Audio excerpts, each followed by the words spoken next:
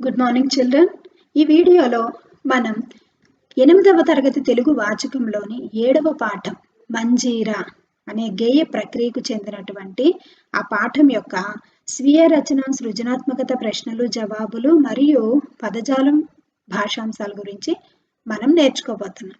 ముందుగా స్వీయ రచన, ప్రశ్నలు, జవాబులు ఇవి 5 వాక్యాల్లో రాయవలసి ఉంటుంది. మీకు 4 మార్కులు ప్రశ్నలు. స్వీయ రచన. క్రింది ప్రశ్నలకు 5 వాక్యాల్లో జవాబులు రాయండి.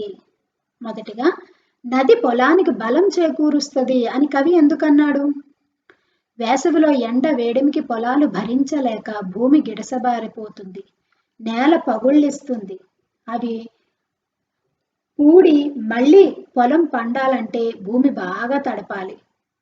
అది నీళ్లతోనే సాధ్యమవుతుంది. మంజీరా నది నీరు పొలాలకు పారితే పగుళ్ళు పూడి నేలకు బలం వస్తుంది, పంటకు అనువుగా ఉంటుంది. అందుకే జీవనాన్నిచ్చే నది నీరు పొలానికి బలం చేకూరుస్తుంది అని కవి అనడం జరిగింది. ఇక్కడ భాగ్యనగరానికి మంజీరా నదికి ఉన్న సంబంధం గురించి తెలపండి. భాగ్యనగరం అంటే మన హైదరాబాద్కి భాగ్యనగరం అని కూడా పేరుండేది. దానికి మంజీరా నదికి సంబంధం ఏంటి అని అడిగారు. ఇక్కడ భాగ్యనగరాన్ని ఒకనాటి పాలకుడైన కులీ కుతుబ్ షా నిర్మించాడు. ఆ నగరానికి సరైన మంచినీటి సరఫరా లేదు. మంజీరా నది నీటిని ఆయన తర్వాత వచ్చిన పాలకులు భాగ్యనగరానికి మళ్లించారు. ఆ నగర ప్రజలకు మంజీరా తీయని తాగునీరు అందిస్తున్నది. ఆ ప్రజల దాహాన్ని తీరుస్తున్నది. అదే భాగ్యనగరానికి మంజీరాకు ఉన్న సంబంధం. 3వ ప్రశ్న, నదులను మనం ఎట్లా కాపాడుకోవాలి? నదులలోని నీరు మనకు వ్యవసాయానికి, త్రాగడానికి ఉపయోగపడతాయి. బట్టలు ఉతకడం, పశువుల్ని కడగడం వంటి పనుల్ని నదీ తీర ప్రజలు నదుల్లో చేయరాదు. గ్రామ నగర వ్యర్థ జలాన్ని నదుల్లోకి వదిలి కాలుష్యం చేయకూడదు. చెత్త చెదారం నదిలో వేయకూడదు. నదీ తీరంలో పెరిగే పిచ్చి మొక్కల్ని, తూటు కాడను ఎప్పటికప్పుడు తొలగించి శుభ్రం చేయాలి. నదిలో నీటి ప్రవాహాన్ని అడ్డగించే ఏ పని మనం చేయకూడదు. నది జీవన దాత, దాన్ని మనం కాపాడుకోవాలి. నదులను మనం ఎలా కాపాడుకోవాలి? చెరువులను మనం ఎలా కాపాడుకోవాలి? ఇవి ఎప్పటికీ వచ్చే జనరల్ క్వశ్చన్స్. నదుల్ని, చెరువుల్ని మనం ఏ విధంగా కాపాడుకోవాలి? దీని మీద మీకు అవగాహన ఉండాలి.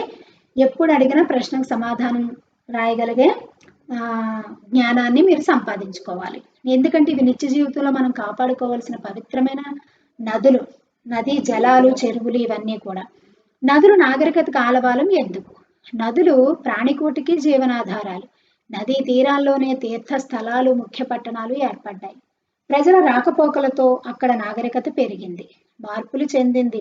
నదులను ఆనుకొని వ్యాపార వాణిజ్యాలు విస్తరించాయి. సింధు నాగరికత సుప్రసిద్ధంగా దేశ చరిత్రలో నిలిచింది. చిన్న గ్రామాలుగా వెలసి క్రమంగా పట్టణాలుగా, మహానగరాలుగా మారిన స్థలాలు నాగరికతకు కేంద్రాలు అయ్యాయి. ఇది 8 మార్కుల ప్రశ్న, స్వీయ రచనలోనే ఎస్ఏ క్వశ్చన్. కింది ప్రశ్నకు 10 వాక్యాల్లో జవాబు రాయండి. మొదటి ప్రశ్న, నదుల్లో కూడా నీళ్లు కనుమరుగయ్యే పరిస్థితులు ఎందుకు వచ్చాయో కారణాలు వివరించండి. ఇప్పుడు నదుల్లో నీళ్లు కనుమరుగైపోవడం అంటే కనిపించకుండా పోతూ ఉన్నాయి, చెరువులు ఎండిపోతున్నాయి, నదుల్లో నీళ్లు కనబడటం లేదు.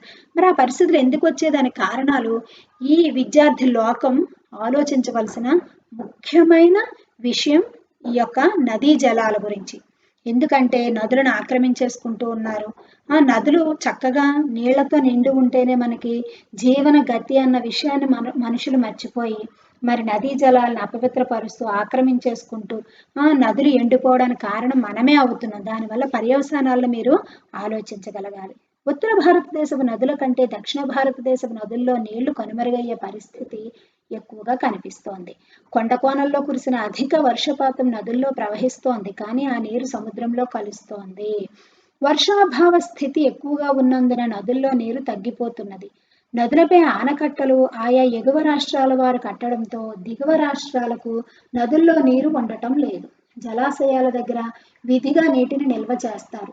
కిందకు పారే నీరు తక్కువ, అందువల్ల నదుల్లో నీరు తగ్గిపోతోంది. వాతావరణంలో మార్పుల వల్ల నీరు త్వరగా వేడెక్కి ఆవిరి అవుతున్నందున కూడా నదుల్లో నీళ్లు కనుమరుగవుతున్నాయి. ఈ విషయం మీద మీకు అవగాహన ఉండాలి. ఇంకా సొంతగా కూడా మీరు ఎలాబరేట్ చేసి రాయొచ్చు. నదులు, చెరువుల గురించి 10th వరకు మీకు ఇంపార్టెంట్. ప్రతి క్లాస్లో ఏదో ఒక లెసన్లో టచ్ చేస్తూనే ఉంటారు. జనరల్ క్వశ్చన్గా కూడా అడుగుతూ ఉంటారు మీకు ఎంతవరకు అవేర్నెస్ ఉంది అని. సృజనాత్మకత, ప్రశంస. కింది ప్రశ్నకు జవాబును సృజనాత్మకంగా రాయండి. మీ ప్రాంతంలోని లేదా మీరు చూసిన వాగు గాని, చెరువు గాని, నదిని గాని వర్ణిస్తూ కవిత గాని, గేయాన్ని గాని రాయండి. మరి ఈ పాఠం అంతా గేయ ప్రక్రియలో ఉంది. పాడుకోవడానికి చక్కగా అనువుగా ఉంటుంది. మాత్రా ఛందస్సుతో ఉంటుంది గేయం కదా.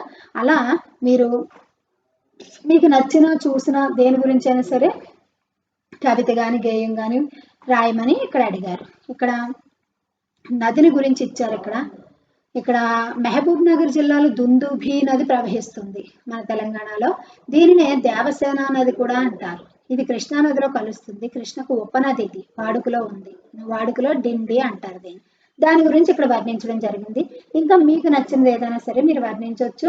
ఇక్కడ చెరువు గురించి వర్ణించారు. మా ఊరికి మధ్య నుండి ముచ్చటైన ఒక చెరువు, ఆకాశం మురిసినప్పుడు మేఘమై కురిసినప్పుడు, చెరువు గురించి కూడా ఇక్కడ ఉంది. అలాగే మీరు సొంతగా రాయడానికి ప్రయత్నం చేయండి. పదజాల వినియోగం. కింది పదాలకు సమానార్థక పదాలను పట్టికలో గుర్తించి రాయండి. రైతు, చల్లదనం, నేల, స్నేహం, పంపి, ప్రకాశించు. ఇక్కడ రైతు కర్షకుడు, చల్లదనం చలువ, నేల పుడమి, స్నేహం సోపతి, పంపి అంపి, ప్రకాశించు విలసిల్లు. కింది వాక్యాలలో గీత గీసిన పదాలకు ప్రకృతి పదాలను రాయండి. రైతు ఎడద విశాలమైనది, ధాన్యరాశులతో దేశాన్ని సుసంపన్నం చేస్తాడు. ఎడద హృదయము, రాశి రాశి. ఇక్కడ సాలో మార్పు వచ్చింది గమనించండి. కింది వాక్యాలలో గీత గీసిన పదాలకు అర్థాలు రాయండి. విలసిల్లింది, ప్రకాశించింది. కూర్మి ప్రేమ, పుడమి నేల. భాషను గురించి తెలుసుకుందాం. కింది ఖాళీలను పూరించండి. సమాస పదం, విగ్రహవాక్యం, సమాసం పేరు. సమాస పదం సీత జడ. మనం అనుకున్నాం సమాసంలో కూడా సంధికి పూర్వపదం పరపదం ఉన్నట్టు సమాసంలో కూడా రెండు పదాలు కలిసి ఒక మరి సమానార్థకమైన రెండు పదాలు ఒక పదంగా ఏర్పడితే సమాసం. రెండు కానీ మూడు కానీ. అయితే ఇక్కడ మొదటి పదం సీత, రెండో పదం జడ. సీత జడ అంటే సీత యొక్క జడ. ఇలా వివరించి చెప్పడమే విగ్రహవాక్యం అంటాం. ఇది సీత యొక్క జడ చెప్పడం. యొక్క అనేది మనది విభక్తి ప్రత్యయాలు, షష్ఠీ విభక్తి ప్రత్యయం కాబట్టి దాన్ని ఆపాదించుకొని మనం షష్ఠీ తత్పురుష సమాసం అని చెప్పాం. తత్పురుష సమాసాలు అన్నీ కూడా ఉత్తర పద ప్రాధాన్యంగా ఏర్పడతాయని కూడా మనం ముందు తరగతుల్లో తెలుసుకున్నాం. సీత మొదటి పదం, జడ అనేది ఉత్తర పదం, రెండో పదాన్ని ఉత్తర పదం అంటాం. ఈ ఉత్తర పద ప్రాధాన్యత కలిగిన సమాసాలే తత్పురుష సమాసాలు. మీకు విభక్తి ప్రత్యయాలు రావాలి. దాన్ని బట్టే మీరు ఈ సమాసాలు రాయగలుగుతారు. చెట్టు నీడ, చెట్టు యొక్క నీడ షష్ఠీ తత్పురుష సమాసం.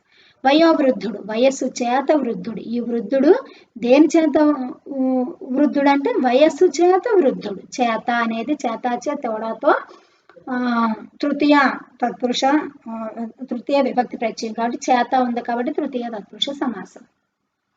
ఇక్కడ రాజశ్రేష్ఠుడు, రాజులలో శ్రేష్ఠుడు. లో, కీకు యొక్క లో లోపల, లో వచ్చింది కాబట్టి షష్ఠీ తత్పురుష సమాసం. అమంగళము, మంగళము దాని వ్యతిరేకం అమంగళము. మంగళం కానిది వ్యతిరేక అర్థంలో వస్తే నై తత్పురుష సమాసం అని మనం చెప్పుకున్నాం. తిలకధారి, తిలకమును ధరించిన వాడు. నువ్వు వచ్చింది చూడండి ఇక్కడ. నువ్వు, నీ, నువ్వులా కూర్చి గురించి ద్వితీయ విభక్తి ప్రత్యయం కాబట్టి ద్వితీయ తత్పురుష సమాసం. ఇక్కడ చూడండి మీకు ఇక్కడ అలంకారం, ఇక్కడ శబ్దాలంకారంలోని వృచ్చనుప్రాస అలంకారాన్ని మనకి ఇక్కడ ఇంట్రడ్యూస్ చేయడం జరిగింది. అలంకారాలు మొట్టమొదటిగా ఈ పాఠంలో ఇల్లు, మనిషి, పెళ్లి మంటపం, ఫంక్షన్ హాల్, వాహనం ఏదైనా సరే అందంగా కనిపించాలంటే వివిధ రకాలుగా అలంకరణ చేస్తాం. అప్పుడే ఆ వస్తువు అందంగా కనిపిస్తుంది కదా. అట్లనే పద్యాలలో, కవితల్లో కూడా వినసొంపుగా ఉండడానికి అలంకారం ఉంటుంది. ఇది మన బడి, అక్షరాల గుడి, సరస్వతీదేవి ఒడి, మనకు నేర్పుని నడవడి. ఇలా అంటూ ఉన్నప్పుడు మనకి చదువుతూ ఉన్నప్పుడు డి డి డి డి అని మనకి వినసొంపుగా అనిపిస్తుంది.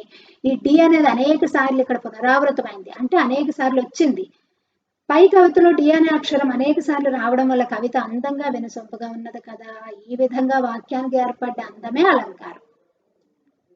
ఆ అందం శబ్దం వల్ల వచ్చింది కాబట్టి శబ్దాలంకారం.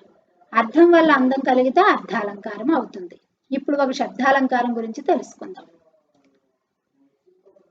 కింది వాక్యాలు పరిశీలించండి. గడగడ వడకుచు తడబడి జారిపడెను, రత్తమ్మ అత్తమ్మ కోసం కొత్త దుత్తలో పాలు తెచ్చింది. ఇవి చదువుతూ ఉంటేనే మీకు ఏ లెటర్ అనేక సార్లు వచ్చిందో మనకు తెలిసిపోతుంది. ఇక్కడ గడగడ వడకుచ్చు తడబడి జారిపడిన డా డా డా మీరు గీత గీసుకోండి. డా అనేక సార్లు పునరావృతమైంది. రత్తమ్మ అత్తమ్మ కోసం కొత్త దుత్త తాకి తావతి చూడండి, తా అనేది అనేక సార్లు పునరావృతమైంది. పై రెండు వాక్యాల్లో ఎక్కువ సార్లు వచ్చిన హల్లు ఏది? పై వాక్యాల్లో వరుసగా డా తా అనే అక్షరాలు అనేక సార్లు వచ్చాయి కదా. ఇట్లా ఒకే హల్లు అనేక సార్లు రావడాన్ని వృత్యనుప్రాస అలంకారం అంటాము. వృత్యనుప్రాస అలంకారం. ఇక్కడ చూడండి, గడ గడ డా డా వడకుచు తడబడి ఇలా డా. మీకు వాక్యం చూసుకుంటే ఎక్కువ సార్లు అనేక సార్లు అక్షరం కనిపిస్తే ఇది ఏ అలంకారం అంటే వృత్యనుప్రాస అనుప్రాస వృత్యనుప్రాస అలంకారం. ఇది శబ్దాలంకారాల్లో మొదటిది. ఇలా మీరు అనేక వాక్యాల్లో అనేక అక్షరాలు అనేక సార్లు పునరావృతమైనవి ఈ పాఠంలో మీరు వెతికి రాయమని చెప్పారు. ఇక్కడ ఆలోచించండి, చెప్పండి. చూడండి, ఈ కవిత చదువుతుంటే ఎట్లా అనిపించింది? వినసొంపుగా ఉందనిపించింది. ఎందుకని వినసొంపుగా ఉంది? అన్ని వాక్యాల చివర ఒకే అక్షరం రావడం వల్ల వినసొంపుగా ఉంది. ఇక్కడ చూడండి, బడి గుడి ఒడి నడవడి డి డి డి డి అని వచ్చింది. చూడండి, ఇక్కడ ప్రతి వాక్యం చివర డి అనేది వచ్చింది. దీనిలో ఎక్కువ సార్లు వచ్చిన అక్షరం ఏది? డి. మరికొన్ని వృత్యనుప్రాస అలంకారానికి చెందిన వాక్యాలను మరికొన్ని పాఠాలలో వెతికి రాయండి. గిడసబారిన పొడమి ఎడదా డా డా అనేది వచ్చింది. పల్లెటూళ్లను కూర్మి తల్లి వలె లాలించి లా లా అనేది అనేక సార్లు వచ్చింది. పట్టణమ్మును తోబుట్టు వలె ప్రేమించి టాటా. పంచదారను పోలు మంచినీరొసగెదవు చాచా. అల్ల నల్లన మెల్లగా వచ్చి లా లా లా. లలిత సుగుణజాల తెలుగు బాల లా లా అనేది అనేక సార్లు పునరావృతం అవడం మనం ఇక్కడ గమనించడం జరిగింది. ఇలా మీరు ఇంకా మీకు తెలిసినవి అనేక వాక్యాలను వెతికి మీరు సేకరించి రాసినట్లయితే మీకు వృత్యనుప్రాస అలంకారం గుర్తుంటుంది. ఇది శబ్దాలంకారం, వినడానికి సొంపుగా ఉండేది. ఇక్కడ ప్రాజెక్టు పని ఇచ్చాడు చూడండి. తెలంగాణ రాష్ట్రంలో ప్రవహించే నదులు, వాటిపై నిర్మించిన ప్రాజెక్టులు, ఆ నదుల తీరాలలో ఉన్న పుణ్యక్షేత్రాలు, దర్శనీయ స్థలాలను తెలియజేసే పట్టికను తయారు చేయండి, నివేదిక రాసి ప్రదర్శించండి. ఇక్కడ మన తెలంగాణలో ఉన్న నదులు ఇక్కడ ఇవ్వడం జరిగింది. ఇంకా మీకు తెలిస్తే సొంతగా కూడా రాయండి, అవసరమైతే ఉపయోగించుకోండి. ఇక్కడ ఎక్స్ట్రా ఇన్ఫర్మేషన్ ఉంది, గ్రామర్. మీరు సొంతగా రాయడానికి ట్రై చేయండి. మళ్ళీ